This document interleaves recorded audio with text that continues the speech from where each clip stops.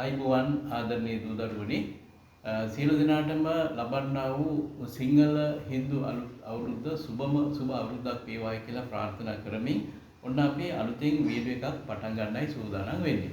අපි මෙතෙක් කල් කරගෙන ආව පුතේ සිංහල වර්ණමාලාව අංක 1 2 3 ආදී වශයෙන් වීඩියෝ කීපයක්.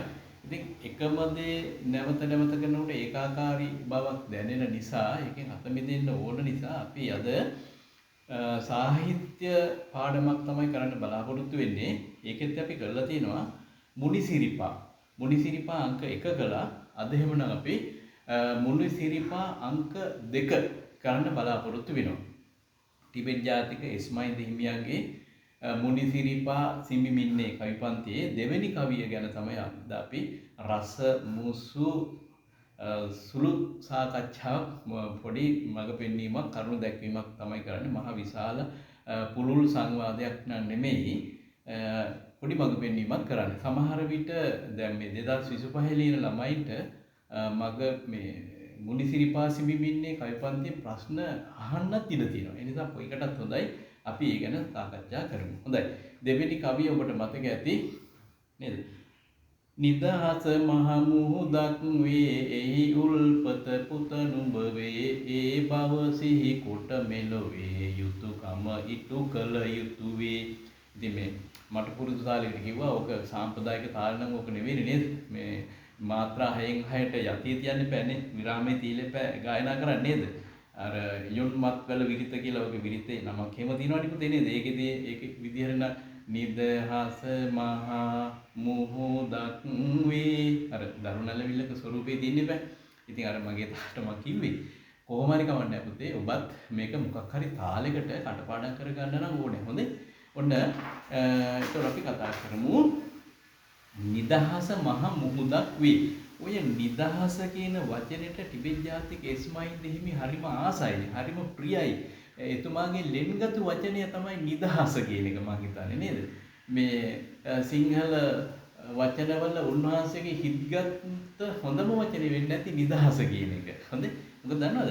නිදහස පිළිබඳ උන්වහන්සේ පුදුම විදිහට ආසක්ත වෙලා ඇලිලා තියෙනවා. කවි පොත් 3ක්ම ලියලා තියෙනවානේ. නිදහසේ මන්ත්‍රය, නිදහසේ දැහැන, නිදහස කියලා වෙනම කවි පොතක් ලියලා. කවි පොත් 3ක්ම ලියලා තියෙනවා. මොකක් පාදක කරගෙනද? නිදහස පාදක කරගෙන. මේ බලන්නකෝ.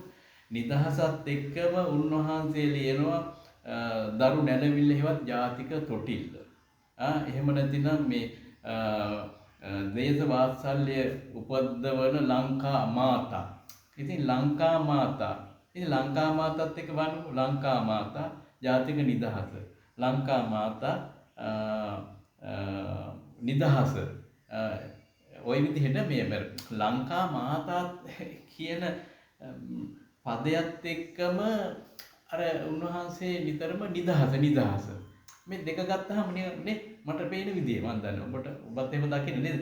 ලංකා මාතා නිදහස, ලංකා මාතා නිදහස, මේ දෙක අන්‍යෝන්‍ය එකට සම්බන්ධ සංකල්ප දෙකක්, වස්තු දෙකක්, වචන දෙකක් වගේ තමයි මට නම් පේන්නේ.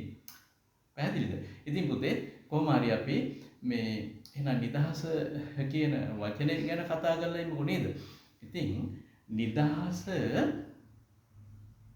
මේ ටිබෙට් ජාතික ඉස්මායිල් හාමුදුරන්ට ලංකාවට ආවට පස්සේ උන්වහන්සේට නිදහස ගැන හරියට දැනෙන්න පටන් ගත්තා. මොකද දන්නවද හේතුව? උන්වහන්සේ ලංකාවට එන කාලේ පොඩි පැටියා කාලේ ඇවිල්ලා පැවිදි වුණා නේද? ඉතින් මේ බණ දහම් කියන ලොකු මහත් වෙනකොට උන්වහන්සේ මේ ලංකාව හතරවටේ ඇවිදින්න පටන් ගන්නවානේ. මේ පටන් ගන්නකොට උන්වහන්සේට පේනවා මේක ඒ කාලේ වෙනකොට මේක එංගලන්ත කොලනියක්. එංගලන්ත කොලනියක් කියන්නේ පුතේ එංගලන්ත යටත් රාජ්‍යයක්, යටත් විජිතයක්. කියන්නේ සුද්දන්ට ඕන විදිහට තමයි අපි ජීවත් වුනේ. තාම ගෙටියෙන් කියනවානේ. සුද්දන්ගේ සිරිත් තිරිත් අනුගමනය කරමින් නේද? පර සිරිත් කියලා කියන්නේ නේද? සුද්දන්ගේ සිරිත් තිරිත් අනුගමනය කරමින් සුද්දන්ට ඕනෑ විදිහට තමයි අපි ජීවත් වුනේ. හරියට හෙටියෙම කියනවා නම් මේ තේවතුල දරු කඩමින් නේද? ඒ වගේම කෝපි වගාවේ කෝපි කඩමින් ඒගොල්ලන්ගේ යටතේ කරන්න ඕනේ කුදුමහත් කටයුතු ටික කර කර අපි ජීවත් වුණා.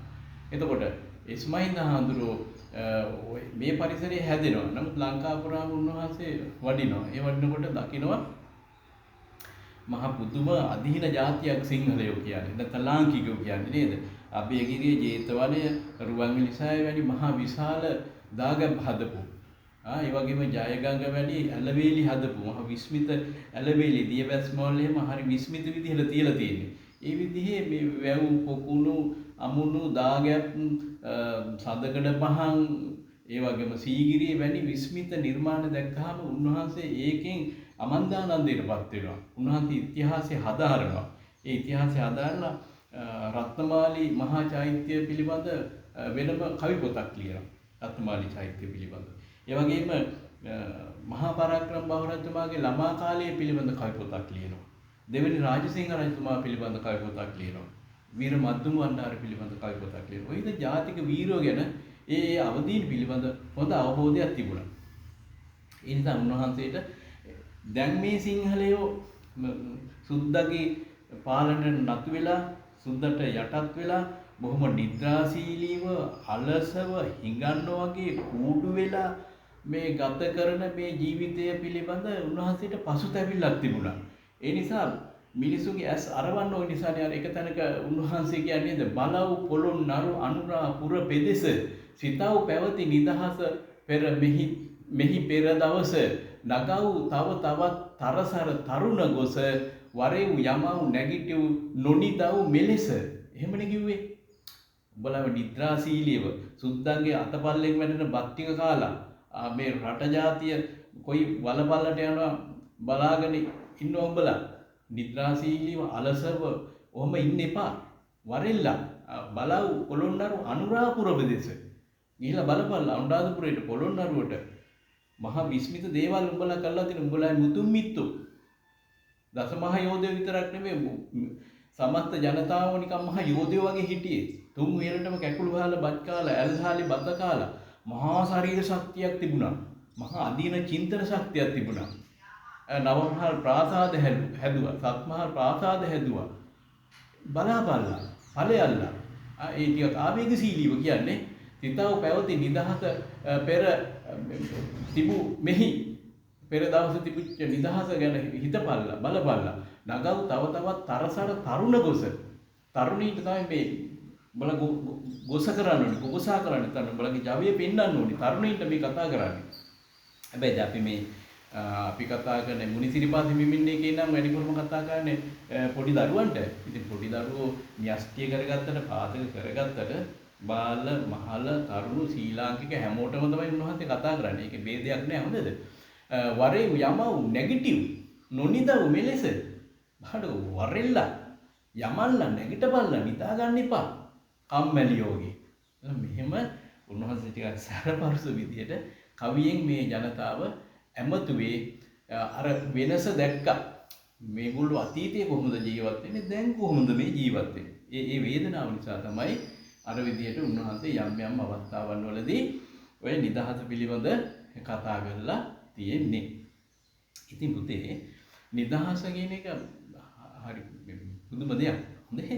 දැන් නිදහස අපිට මේ භෞතික දෙයක් වශයෙන් පෙන්වන්න බෑනේ. ඩෙස් එකක්, පුටුවක්, මේසයක්, ගහක්, කොළක් නේද අපිට පෙන්වන්න පුළුවන්. මේ හැඩක්, රුවක්, උසක්, දිගක්, පළලක් තියෙන මේ අම්මා, මේ තාත්තා නේද? මේ චෛත්‍ය එහෙම පෙන්වන්න පුළුවන්. නිදහස කියන එක පුතේ එහෙම මේ අපිට පෙන්වන්න බෑ. එහෙම පෙන්වන්න බෑ. ඒක මනෝමූලික දෙයක්. මනසට සම්බන්ධ වෙන දෙයක්. හිතත් එක්ක තමයි මේ සංකල්පය බිහි වෙන්නේ. දැන් හරියට බලන්නකෝ දැන් වැඩි ඕනේ. අපි වටා මේ හුළඟ තියෙනවනේ. හුළඟ අපේ ඇඟේ වදිනවා, සීතල අපිට දැනෙනවා. නමුත් හුළඟ පෙන්වන්න බෑනේ අපිට. නේද? ස්පර්ශ කරන්න බෑනේ. නේද? හුළඟේ හැඩක් රුවක් නෑනේ. හුළඟ තියෙනවා. නේද? හුළඟ තියෙනවා. ඒක හැබැයි භෞතික දෙයක්. ඉතින් මේ භෞතික දේවත් අපිට හරියට ග්‍රහණය කරගන්න බෑ. කරන්ට් එක වගේ නේ. තව බලන්නකෝ. තව දේවල් තියෙනවා ස්පර්ශ කරන්න බෑ, අල්ලන්න බෑ. ඒවයි වටිනාකමත් වැඩි එක පැත්තකින්. අම්මලා තාත්තලා දූ දරුවන්ට කොච්චර ආදරේද? ආදරය කියන එක පෙන්වන්න පුළුවන්ද? ගහක් ගලක් පර්වතයක් වගේද? වැඩිහිටිය කොච්චර මේ ළමයින්ට ආදරේද? ඒක පෙන්වන්නේ කොහොමද? මේ කියන්නේ භෞතික වශයෙන් මේ මේසයක් පුටුවක් වගේ එහෙම පෙන්වන්න බෑ. හැබැයි ඒක සංකල්පයක් වශයෙන් තියෙනව නේද? ඒ වගේම දරුවන්ගෙන් දෙමව්පියෝ ලබන ආදරය සෙනෙහස හරි උතුම්නේ. අමාරුට වැඩිහිටියෝ ජීවත් වෙන්නේ තමන්ගේ දූ දරුවෝ නිසානේ. ඒක මානව ධර්මතාවයක් නේද? මානසික සංකල්පයක්. පුතේ ඒක පැහැදිලි කරන්න හරි අමාරුයි. කරුණාව, දයාව, මෛත්‍රිය මේවා තියෙනවානේ. ඒව නිකන් සංකල්පනේ. මනසත් එක්ක බැඳිච්ච දේවල්. ඉතින් මං හිතන්නේ මේ පේන දේවල් වලට වඩා නොපෙනෙන දේවල් වල බලය, ශක්තිය වැඩි දෝ කියලා හිතෙනවා. එතකොට කරුණාව, දයාව, මෛත්‍රිය දැන් වැඩි වුණේ නැහැ. දැන් අපි බහුතරයක් ඉන්නේ ලංකාවේ මේ බෞද්ධයෝ නේද? නිවන කියන එක කොහොමද අපිට අල්ලන්න පුළුවන්ද? ස්පර්ශ කරන්න පුළුවන්ද? බැහැ නේද? නමුත් අපි අවසාන බලාපොරොත්තු කාගෙත් අවසාන බලාපොරොත්තු නිවන් දැකීම. ඉතින් ඒ වගේ පුතේ මේ වටිනා කියන දේවල් මං කියන්න හදන්නේ මේකයි. සමහර විට ස්පර්ශ කරන්න බෑ, අල්ලන්න බෑ, පෙන්වන්න බෑ, හැඩක් නෑ, රුවක් නෑ, පාටක් නෑ. හැබැයි ඒව සංකල්ප. ඒවා හරි සංකල්ප, ඒවා ගැඹුරු සංකල්ප.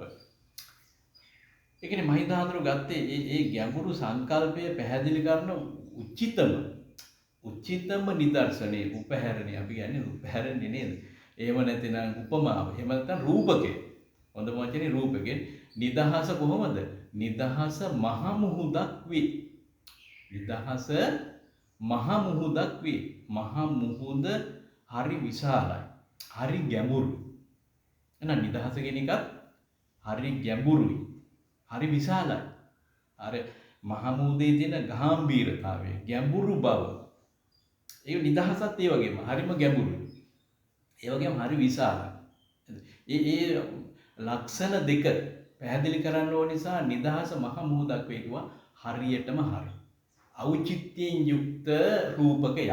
ඖචිත්‍යකයේ උතේ උචිත බවම තමයි ඉතින් ඖචිත්‍යයෙන් යුක්ත කියන්නේ උචිත බවයි ගැළපෙනවා ආයත 100% ගැළපෙනවා. සීහුම් වෙනවා. තකට තග වගේ ගැළපෙනවා. නිදහස මහ මුහුදක්ම තමයි. දැන් ඔබ රූපකේ දන්නවනේ. රූපකේ කියන්නේ පුතේ උපමාව කියන එකට මෙන්සේ වැනි බඳු වගේ නිපාත තියෙනවනේ. ඒ නිපාතේ අරන් දාලා දෙකම එකයි කියලා කියනවා. නිදහස මහ මුහුදක් වේ. නිදහසම තමයි මහ මුහුද. නිදහස මහ මුහුදක් වැනිය බඳුය වගේ කිව්වොත් එතන තියෙන රූපකය. මම හැමදාම කියන්නේ අම්මා සඳකි කියලා. අම්මා සඳක් වගේ කිව්වොත් එහෙම උපමාවක්. අම්මා සඳකි කිව්වහම රූපකයක්. රූපක හරි ප්‍රබලයි. එහෙම පිළිගන්නේ. එතකොට මෙතන තියෙන මොකද්ද? නිදහස මහ මුහුදක් වේ කියන රූපකය. ඉතින් මේ බලන්නකෝ අනේ අර පොඩි ළමයි ගායනා කරන ගීතයක් තියෙනවනේ පුතේ මුහුද ලස්සනයි මුහුද හරි ලොකුයි හෝ හෝ නතර වෙන්නේ නෑ. එහෙම දින ළමයි ගායනා කරන දින්දුව මම ගායනා කරන්නේ නෙමෙයි මම නිකන් කිව්වා හොඳේ ගායනා කරන්නේ නෑ මම. ඉතින් මුහුද ලස්සනයි මුහුද හරි ලොකුයි. ඕනෑම කෙනෙක් පුතේ මුහුදක් ළඟට ගියාම මුහුදෙන් ලොකු ආස්වාදයක් විඳිනවා. පාඩම් වෙලා හෙම්බත් වෙලා නම් ඔබ ඉන්නේ ගඟක් ළඟට ඇලක් දොලක් ළඟට යන්නකෝ මුහුදු වෙරළක් හොයාගන්න බැරි නේද? මුහුදු වෙරළකට මුහුදක් දිහා බල ඉන්න තියෙනවා නම් අර අපිට තියෙන විඩාව මානසික පීඩනය විඩාව දුරු කරගන්න හරිම හොඳම දෙයක් තමයි මුහුදු වෙරළකට ගම් වෙරළකට ගිහිල්ලා ඒ දිහා බලාගෙන ඉන්න එක. ළමයින්ට පාඩම් කරලා හැම්බත් වෙලා නම් මනසට පොඩි විවේකයක් වුණා නම් ඒ තරට ගිහිල්ලා ඒ විවේකේ විඳ ගන්නවා නම් හරි හොඳයි. ඉතින් අපි හැමෝටම ඒක නම් නැහැ. ඉතින් මේ අපේ මේ කතා කරන්න යන කාරණෙත් එක්ක පුතේ මේ සින්දුවේ මේ ගායනේ හරි සම්බන්ධයක් තියෙනවානේ. මුහුද ලස්සනයි මුහුද හරි ලොකුයි හෝ නතර වෙන්නේ නැහැ. මුහුද රැල්ල ඇවිල්ලා වෙරළේ වදිනවා ඒක මල් වගේ මල් පොහොට්ටු වගේ පිනිබින්දු විසිරෙනවා ආපහු වතුර ටික මුහුදට ගලාගෙන යනවා මුහුදෙන් ආපහු වෙරළට වතුර එනවා ආපහු අර ඉතින් පෙන කැටි මතු කරමින් ආපහු මුහුදට වතුර ටික ගලා යනවා හෝව නතර වෙන්නේ නැහැ. ඒක මට මේ කවිපන්තියත් එක්ක බද්ධ කරන්න ආසයි හිතෙනවා. මේ බලනකෝ මේ නිදහස තියෙන මුහුද නතර වෙන්නේ නැහැ නේ කවදාවත් ඉතින්. නේද? මුහුද ඕමාරි කරනවා, ඌ ගන්නවා, රැල්ල ගහනවා, ආපහු යනවා. නතර වෙන්නේ නැහැ. නිදහසත් අන්න ඒ වගේ තමයි. නිදහස තියෙන රටක් කිසි කෙනෙකුට නවත්තන්න බෑ. දිනෙන් දින දියුණුව කරා යනවා. මහ මුහුද වගේ තමයි. නිදහස මහ මුහුදක් වේ. ඉස්මායිල් හිමියන්ගේ කියවන හරි අපූර්ව කියලා මට නම් හිතෙනවා. නිදහස හරියට මහ මුහුද වගේම තමයි. මහ මුහුද අකණ්ඩව හැමදාම වෙරළට එනවා මල් වගේ පෙන කැටි පුප්පල ආපහු යනවා ආපහු වෙනවා ඔය ක්‍රියාවලිය දිගටම සිද්ධ වෙනවා. නිදහසක් තියෙන රටක් දිනෙන් දින දියුණුව කරාමයි යන්නේ.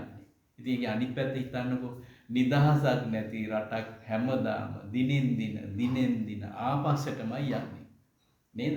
හරි පුදුම ප්‍රබල රූපකයක් පුතේ. මේ බලන්නකෝ අපිට බලන්නකෝ නිදහස කිව්වහම පුතේ ප්‍රධාන වශයෙන් ආර්ථික නිදහස තියෙන්න ඕනි අපිට. නේද? දේශපාලන නිදහස තියෙන්න ඕනි, සමාජික නිදහස, සමාජීය නිදහස තියෙන්න ඕනි, චින්තන නිදහස තියෙන්න ඕනි. අපිට ඒවා තියෙනවද කියන එක ප්‍රශ්නයක්. ආර්ථික නිදහසක් අපිට තියෙනවද? ආර්ථික නිදහසක් අපිට තියෙනවද? 100 ගාණක් ගංගාවල් තියෙනවා මේ පුංචි රටේ. මහා මුහුදට ගලා යනවා නිකන් කාරණේ වතුර. අපි ඒ වතුර හරියට පාලනය කරලා අපි ඒවයින් හරියට වැඩ ගන්නවද? අපි කුෂිකර්මාන්තය කරන්න පුළුවන් ප්‍රධාන වශයෙන් ජලයෙන් තවත් කර්මාන්ත කරන්න පුළුවන්. අවම ගානේ කුෂිකර්මාන්තයවත් අපි හරියට කරගෙන තියනවද? අපි ආර්ථිකයෙන් නිදහස්ද? බලන්නකෝ හාල් ටික, පොල් ටික, සීනි ටික, ලුණු ටික පවා පිටරටින් එනකන් අපි පිටරටට දත නියවන කට ඇරගෙන බලා ඉන්න ජාතියක් බවට පත් වෙලා. එතකොට අපි ආර්ථික වශයෙන් නිදහස්ද? ආර්ථික නිදහසක් නැහැ.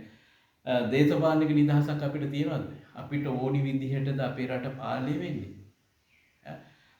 ප්‍රභූවරුන්ට ඕනි විදිහට ලොකු මිනිස්සුන්ට ඕනි විදිහට පවුල් කීපයකට ඕනි විදිහටනේ අපේ රට පාලනය වෙන්නේ. සාමාන්‍ය මිනිස්සුන්ට ඕනි විදිහට සාමාන්‍ය මිනිස්සුන්ගේ ප්‍රශ්න විසඳන විදිහට මේ රට පාලනය වෙන්නේ නැහැ.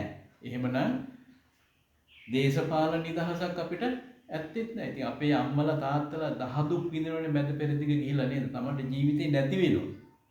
එක්ක මිනිස්සුම ඒ අයම දිවි හානි කර ගන්නවා. එක්ක එහෙ ඉන්න මිනිස්සු අපේ අම්මලා තාත්තලා ඝාතනය කරනවා. හැබැයි ඒ මිනිස්සු එවන සොච්චන් අර මුදලෙන් ඒ මුදල් එකතු කරලා අපේ නායකයෝ සමහරට පාලකයෝ අනවශ්‍ය විදිහට ඒගොල්ලන්ගේ පවුල් පෝෂණය කරගන්න, ඒගොල්ලන්ගේ සිතැඟියාවන් ඉටු කරගන්න ඒ මුදල් යොදවනවා.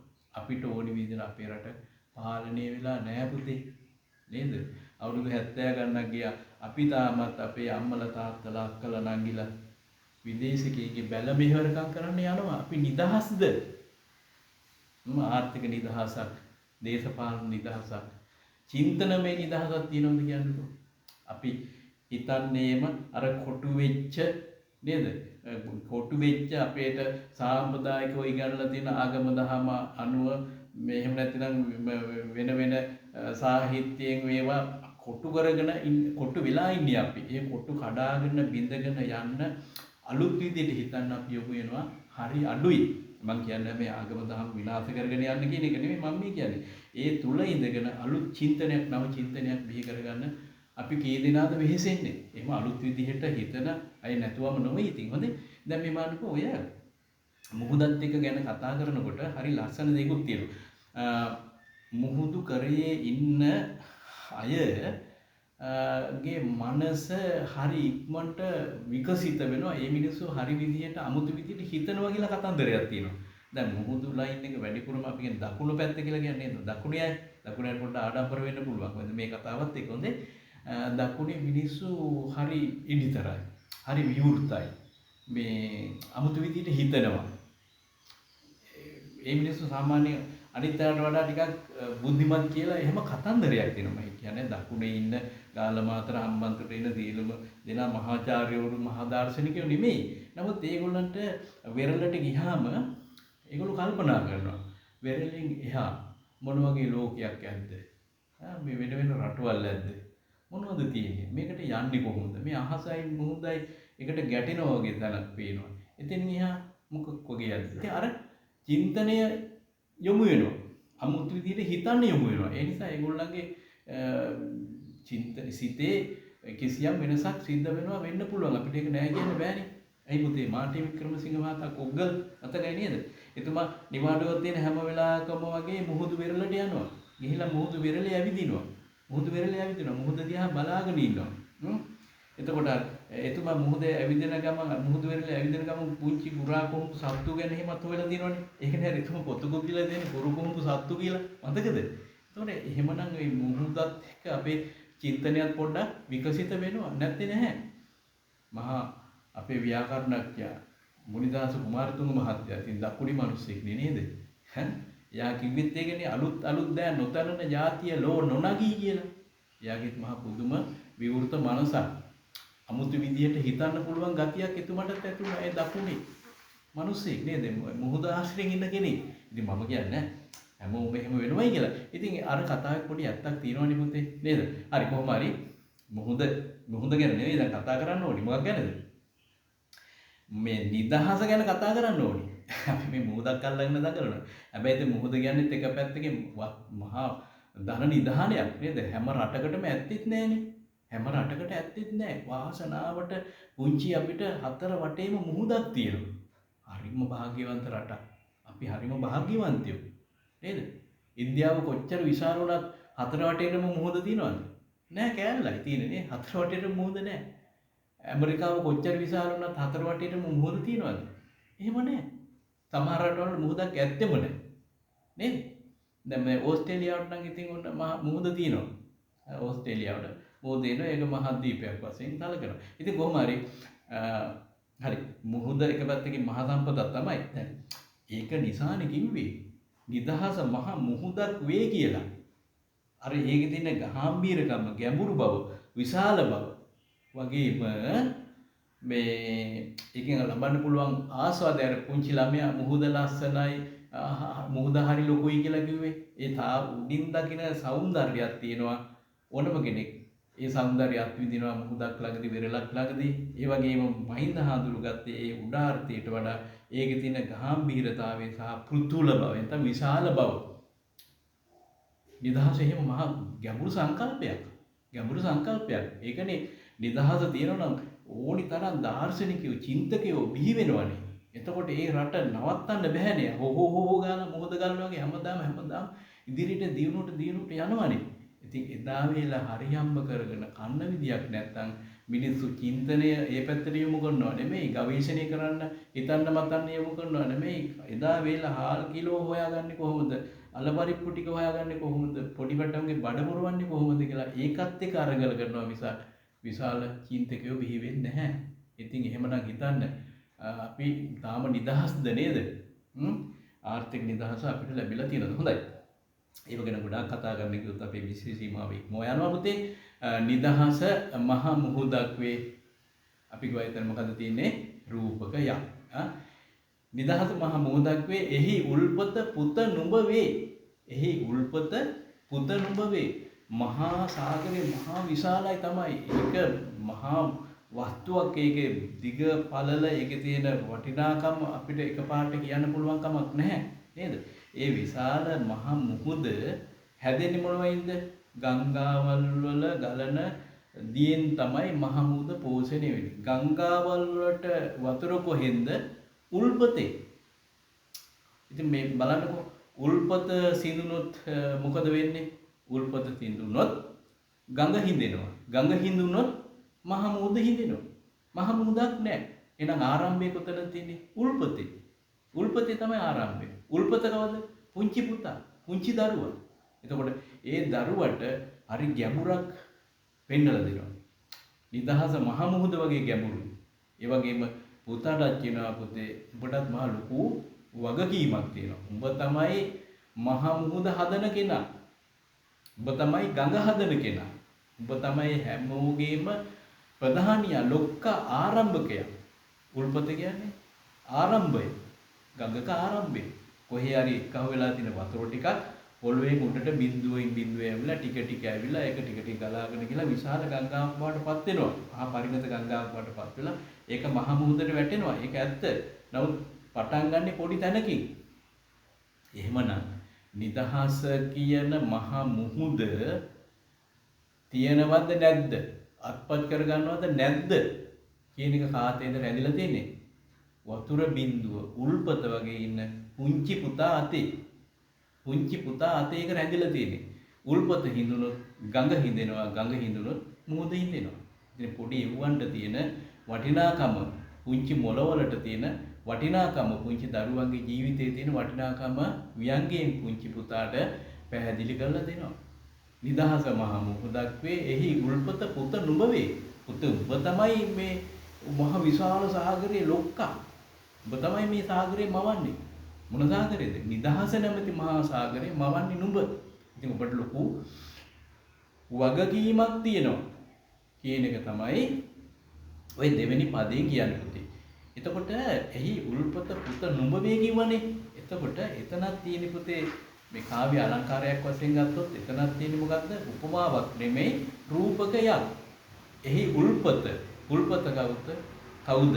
පුත නුඹ. පුතේ උඹ. හරි ආමන්ත්‍රණයක් හරි අපූර්ව නේද? ලිංගතු ආමන්ත්‍රණයක් තියෙන්නේ.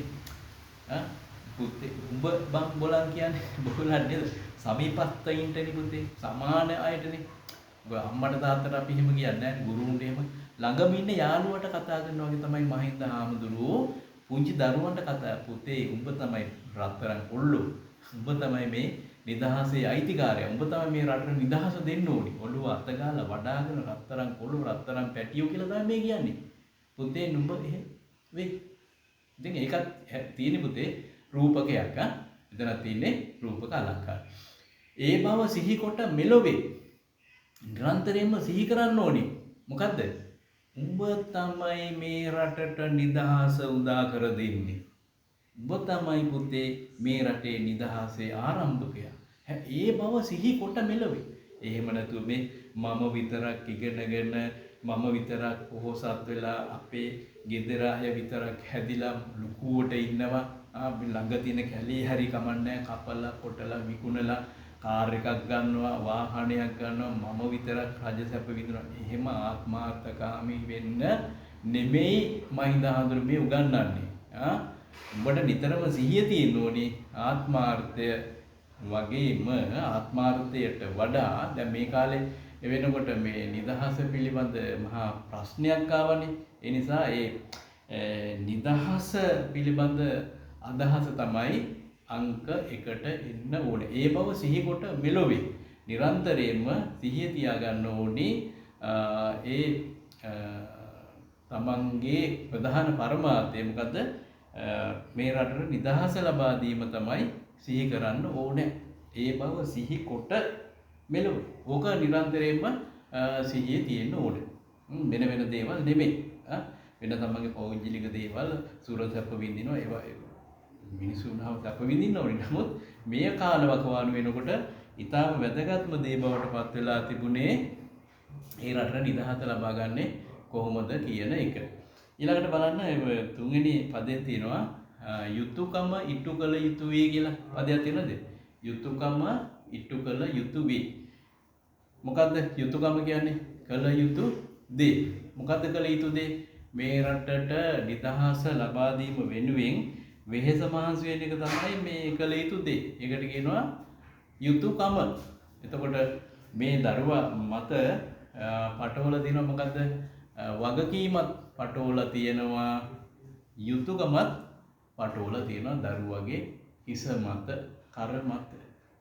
ළමයි තමයි මේව කරන්න ඕනේ කියන එක තමයි මේ කියන්නේ. ඉතින් මේ බලන්නකෝ ඔය මේ ටිබෙට් ජාතික ඉස්මාහිල් හාමුදුරුවෝ කිව්ව කතාවම කියනවනේ පුතේ තෙරේසා මව්තුමිය. මට මතක් වෙනවා පත්තරයක තිබුණ කොටසක් අනුන් වෙනුවෙන් ජීවත් නොවන ජීවිතයක් නොවේ කියලා. තෙරේසා මව්තුමිය කියන්නේ අනුන් වෙනුවෙන් ජීවත් වන ජීවිතයක් නොවේ. ඇත්ත නේද? අපි වෙනුවෙන්ම නෙමෙයි ජීවත් වෙන්න ඕනේ. අනිත් අය ගැනත් අපි හිතන්න ඕනේ. එවගේ SWRD බණ්ඩාරනායක මහත්තයා කිව්වා නේද? ප්‍රකාශන අපි දේශපාලනේ නෙමෙයි කවුරු කිව්වත් හොඳ දේ හොඳ විදියට ගන්න එපා නේද? බණ්ඩාරනායක මහත්තයා කියනවා මිනිසාගේ පරම යුතුයකම මිනිසාට සේවය කිරීමයි. එහෙම කියලා තියෙනවනේ. ඉතින් එහෙමනම් යුතුයකම ඉෂ්ට කිරීම පිළිබඳව ඉස්මාහින්ද හාමුදුරුවන්ගේ සංකල්පය නේද? අර එතුමාගේම තවත් තැනක කියවෙනවා කවියක් මට මතක් වෙනවා මොනවද මුත්තේ මොකද කරන්නේ මොකටද නුඹ ඔය වලහා රන්නේ සීයා කෙනෙක් සහ මුත්තා කෙනෙක් අතර සීයා කෙනෙක් සහ මේ මුණුබුරෙක් අතර පොඩි දරුවෙක් අතර ඇති වෙන කතා බහක්. එතෙන්දී මේ ඒ කතාවේදී මේ පුතා අහනවා මොනවද මුත්තේ මොකද කරන්නේ මොකටද නුඹ ඔය වලහාරන්නේ? එයා වලක් කරනවා. සීයා වලක් කරනවා මොකටද? අඹ බැලයක් හිටවන්න. පුතේ මම මේ වලහාරන්නේ අඹ බැලයක් හිටවන්න. පොඩි ගහනවා අඹ බැලයක් හිටවලා ඔයාට ඔකෙන් අඹයක් කන්න පුළුවන් වෙයිද කවදා හරි? සීයා කියනවා පුතේ ඔහොම හිතන්න එපා. ඔහොම හිතන එක ඔබටම වෙයි දොස. ඔහොම හිතන්න එපා ආත්මార్థකාමී විදියට හිතන්න එපා. මට මේ අඹ කන්න මම අඹ පැලයක් හිටවනව නෙමෙයි ඕනම කෙනෙකුට කාලා සහගින්දර නිවා ගන්න ඒ චේතනාවෙන් තමයි මම මේ අඹ පැලේ හිටවන්නේ කියලා ඔහුට හොඳ පාඩමක් උගන්වනවා නේද? තමන් ජීවත් වෙන්න ඕනේ තමා වෙනුවෙන්ම විතරක් නෙමෙයි අනුන් වෙනුවෙන් ජීවත් වෙන්න ඕන. ඉතින් මේ මහින්දාඳුරු කියන්නේ toy ටිකම තමයි නේද? ඉතින් පුතේ මේ විදිහට අපි කුඩා දරුවන්ගේ සිත් තුළට ජාතිකාභිමානය, ජාත්‍යාලිය, දේශ වාත්සල්‍ය, අනුන් ගැන හිතන සිතුවිලි පුංචි කාලෙම හදවතට කාන්දු කරලා තිබුණොත් ඒ ළමයි ලොකු වුණාම කවදා හරි කියයි සබඳ අපේ කඳු නොවෙමු උනුන් පර යා නැගෙන සුනිල දිය දහර වෙමු එකම ගඟකට වැටෙන.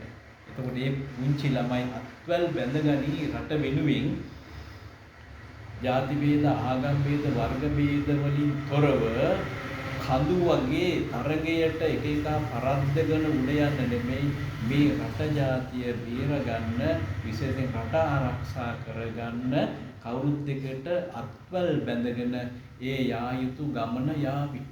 ඉතින් ඒකට තමයි මේ මහින්ද ටිබෙට් ජාතික ඉස්මාහින්දීමිත් මේ කවි වලින් ඒ මාර්ගය තමයි පෙන්වලා දීලා තියෙන්නේ. ඉතින් එහෙමනම් අපි මේ කවිය පිළිබඳව අද මේකයිනේ කරන්නේ.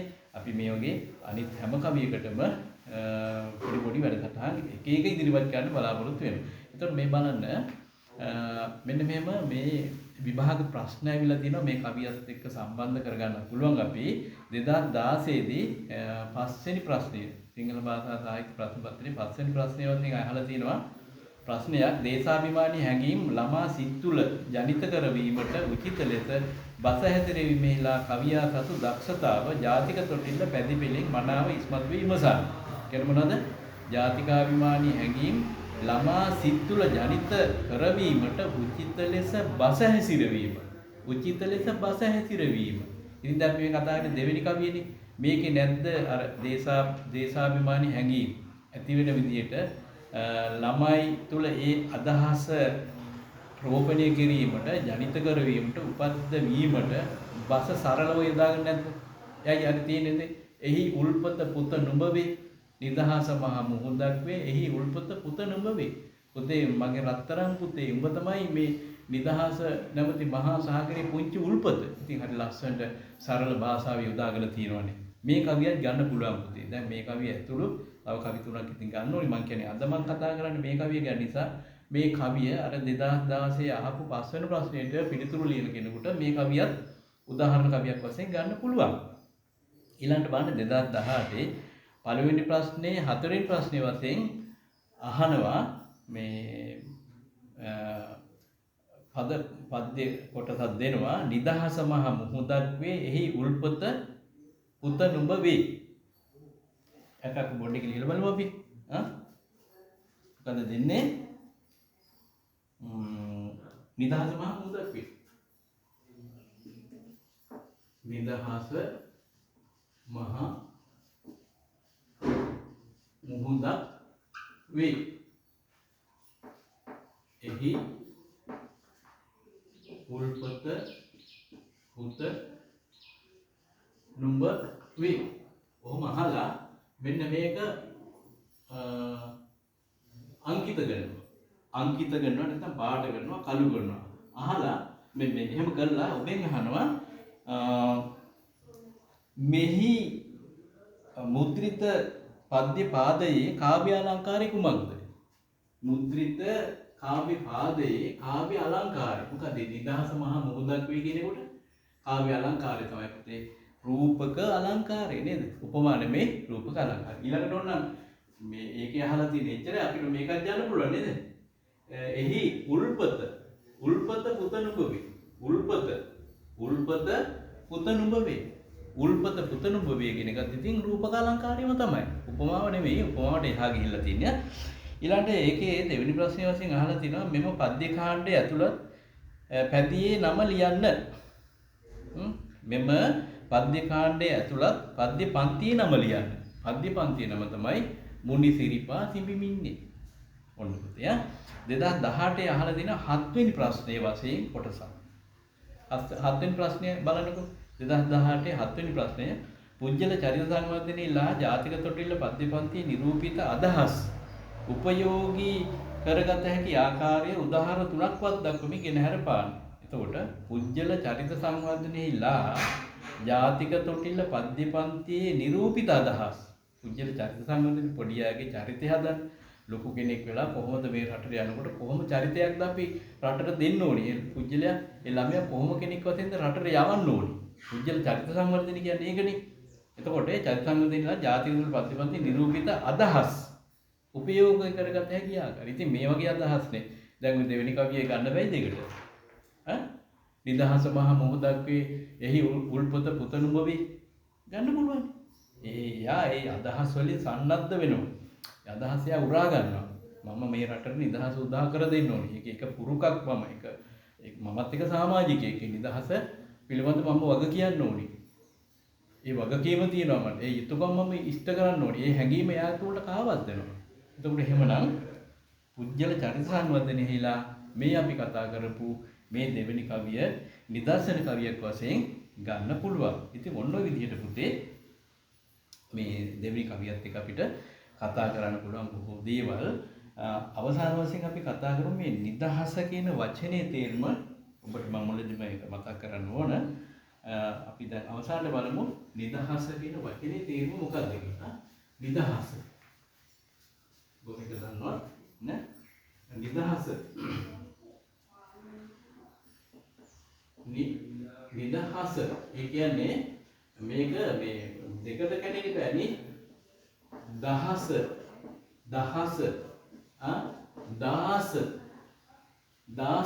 දාස බවට පත් වෙනවා. වැඩකාරයා කම්කරුවා කුලීකාරයා නේද? අර අත යටතේ ඉන්නවා. අතපල්ලෙන් වැටෙන දේවල් කාලා ජීවත් වෙනවා. එහෙම අයට තමයි අපි කියන්නේ දාසෙක්. දාස ජීවිතයක් ගත කරනවා. ඒකෙන් නිදහස් වෙනවා. එතකොට නී කියන්නේ නැත යන අර්ථයනේ. මේක උපසර්ගයක් වශයෙන් ගන්නත් පුළුවන්. නිපාතයක් වශයෙන් ගන්නත් පුළුවන්. නී නැත යන අදහස. නී දහස නිදහස. දාස භවෙන් කම්කරු භවෙන් යටත් භවෙන් නිදහස් වෙනවා. දාස බව නැති කර ගන්නවා. නිදහස නිදහස් වෙනවා. දාස භවෙන් අත මිදෙනවා කියන එකයි නිදහස් වෙනවා කියලා කියන්නේ. ඒතර එහෙම නිසා ඔන්න කවි නිදහස කියන පදයේ තේරුමත් මම මතක් කළා. හොඳයි එහෙමනම් මම හිතනවා මේ දෙවෙනි කවියට උචිත අවශ්‍ය කරුණු තමයි මනත් වඩා කියවෙන්නත් ඇති. හොඳයි. අපි එහෙමනම් මේ දෙවෙනි කවිය පිළිබඳව කතා කිරීම මෙතන නවත්තනවා. නැවතත් දවසක අපි තුන්වෙනි කවිය පිළිබඳව පොඩි වීඩියෝවක් කරන්න බලාපොරොත්තු වෙනවා. පුතේ අවසානට මතක් කරන්න කැමතියි. ඔබ දැනටමත් අපේ මේ channel එක subscribe කරලා නැත්නම් subscribe කරන්න, මේක share කරන්න, like කරන්න, comment කරන්න තියෙනවා. කරන්න අපි මේ දැනුම බෙදා හදාගෙන අපි ඉතින් ඉදිරියට යමු. නැවතත් දවසක අපි මුණ ගැහෙමු. එනම් සියලු දෙනාටම ආයුබෝවන්.